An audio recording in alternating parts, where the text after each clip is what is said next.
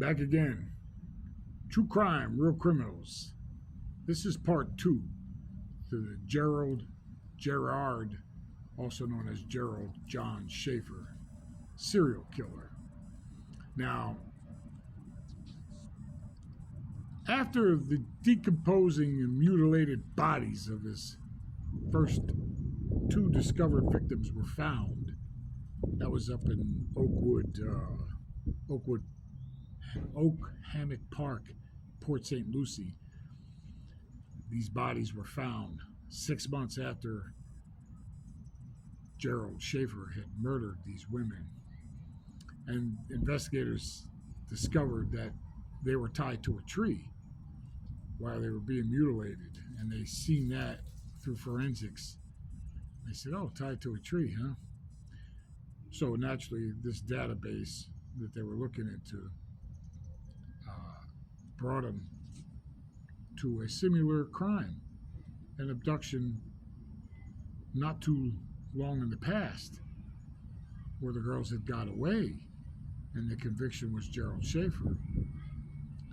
So for that reason, investigators went and got a warrant to search Gerald Schaefer's home that he was living with his wife, and he was living with his mother. The 2 girls that he had mutilated and murdered, they were young girls too, very young. Susan Place, she was 17, and Georgia Jessup, she was 16. These were kids. Now, whether they were sexually molested or not doesn't say, and I don't believe they ever were. I don't think Schaefer was in this for the sexual thing. He was just a murdering scumbag. He's tied to 33 missing women from that time era and that geographical locations, because he was a Hollywood cop. See, he was a Hollywood cop at the time, so these young women, these hitchhikers, they trusted him. Of course they trusted, just like these 2 young women here.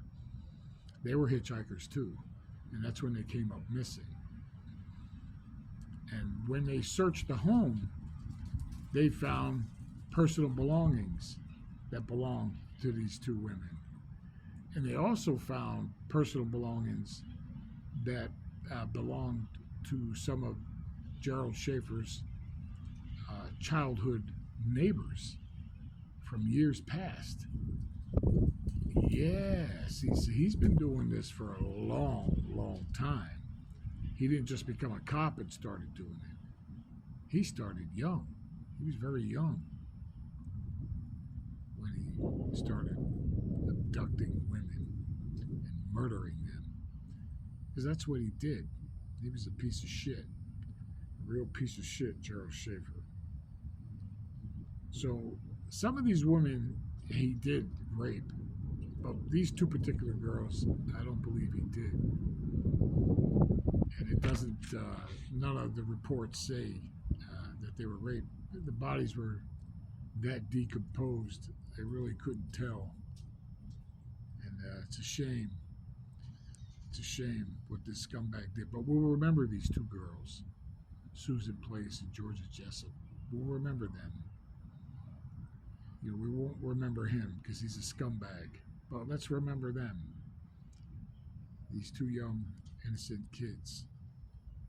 So, you know, even though today with all the gadgets they got flying through the air here and cameras everywhere and everybody's cell phone, be mindful of your surroundings. Be careful with the hitchhiking.